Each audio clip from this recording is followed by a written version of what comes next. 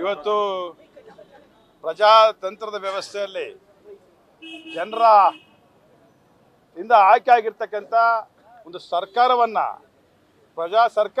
ತೆಗೆದುಕೊಂಡಿರ್ತಕ್ಕಂಥ ರಾಜ್ಯಪಾಲರ ನಿಲುವೇನಿದೆ ಅದನ್ನು ನಾವು ನಮ್ಮೆಲ್ಲ ಸ್ನೇಹಿತರುಗಳು ಖಂಡಿಸ್ತೇವೆ.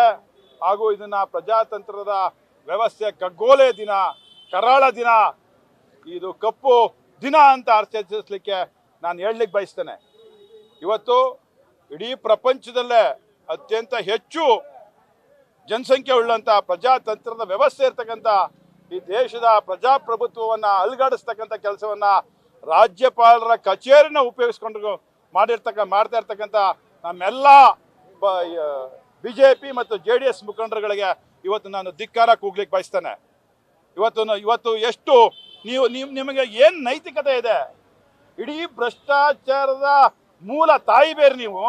ಇವತ್ತು ನೀವು ತೆಗೆದುಕೊಂಡಿರ್ತಕ್ಕಂಥ ನಿತ್ಯದ ಅತ್ಯಂತ ಜನ ವಿರೋಧಿ ನಿಮ್ಮ ನಿಲುವು ಅನ್ನುವಂಥದ್ದನ್ನು ನಾನು ಹೇಳಲಿಕ್ಕೆ ಬಯಸ್ತೇನೆ. ಇವತ್ತು ಸಿದ್ದರಾಮಯ್ಯನವ್ರು ಏನು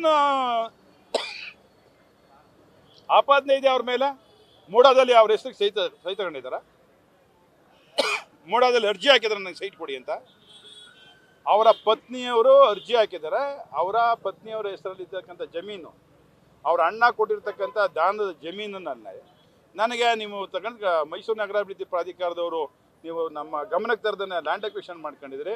ಅದಕ್ಕೆ ನನಗೆ ಪರ್ಯಾಯವಾಗಿ ಒಂದು ಪರ್ಯಾಯ ವ್ಯವಸ್ಥೆ ಮಾಡಿಕೊಡಿ ಅಂತ ಬರ್ತಿದ್ದಾರೆ. ನಾನು ಸೈಟ್ ಕೊಡಿ ಅಂತ ಬರ್ತಿದ್ದಾರ?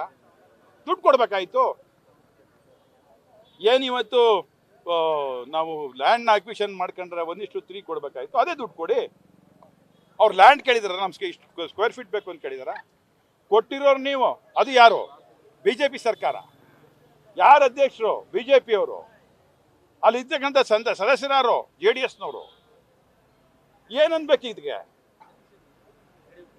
ನೀವು ಕೊಟ್ಟಿರ್ತಕ್ಕ ಇದು ನಿಜವಾಗಿ ಪ್ರಜಾಪ್ರಭುತ್ವದಿಂದ ಜನರಿಂದ ಆಯ್ಕೆ ಆಗಿರ್ತಕ್ಕಂಥ ಸರ್ಕಾರವನ್ನು ಏನು ದೆಹಲಿಯಲ್ಲಿ ಅನೇಕ ಕಡೆ ಒಂದು BJPಯವರ ರಾಜ್ಯಪಾಲರನ್ನ, ಗವರ್ನರ್ನ, ಲೆಫ್ಟಿನೆಂಟ್ ಗವರ್ನರ್ನ ಉಪಯೋಗಿಸ್ಕೊಂಡು ದುರುಪಯೋಗ ಪಡಿಸ್ಕೊತಾ ಇದ್ದಾರೋ ಆ ದುರುಪಯೋಗಕ್ಕೆ ಇವತ್ತು ಇಲ್ಲಿ ಕಟ್ಟ ಕಡೆಯದಾಗಿ ಪ್ರಜಾಪ್ರಭುತ್ವಕ್ಕೆ ಕೊಳ್ಳಿ ಇಟ್ಟಿದ್ದಾರೆ ಅಂತ ಹೇಳಲಿಕ್ಕೆ ಬಯಸ್ತೇನೆ.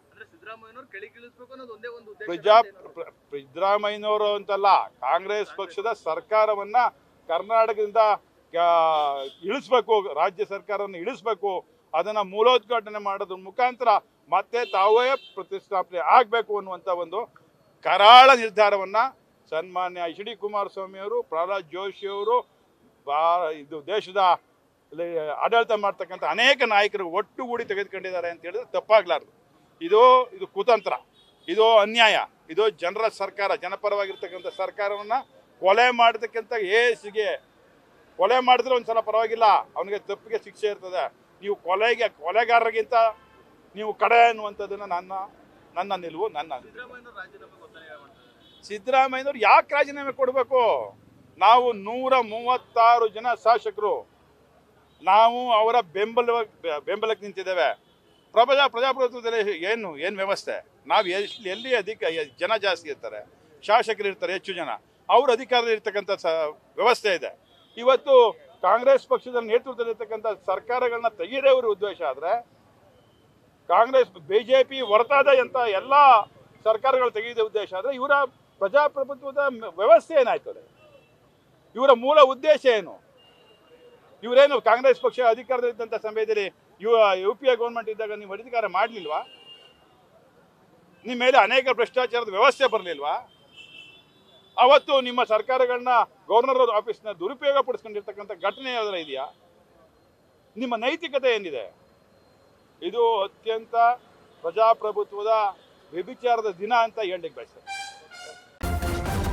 ನ್ಯೂಸ್ ಫಸ್ಟ್, ನಿರ್ಭೀತಿಯಿಂದ ನಿಮ್ಮ ಪರವಾಗಿ.